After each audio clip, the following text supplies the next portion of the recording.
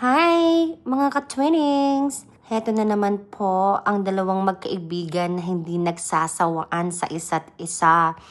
Makikita nyo na naman kami sa aming mga videos. Ito lang naman yung mga ganap-ganap namin kapag nakatambay kami sa mga coffee shop. So, parang gusto lang namin i-share. But nonetheless, sana makakuha naman kayo ng good vibes sa aming dalawa. At hindi kayo masuka sa aming mga pagmumukha, mga kaday!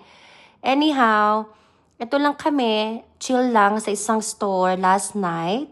Kasi nga, ang weather is not that cold. So sabi niya, okay, magtambay na lang tayo doon. So nagtambay kami after naming makichibog sa mga bagong kasal. By the way, shout out nga pala kila Marvin and Mariel. Congratulations, lovers!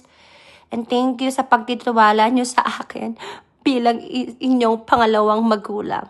I will try my very best na maging second parent sa inyong dalawa. But then again, thank you. Recommendable yung foods na pinag-orderan nyo. Sobrang sarap. I don't know how many times kami nagpabalik-balik ni Inday dyan. Kasi sobrang yummy. Most especially nung curry.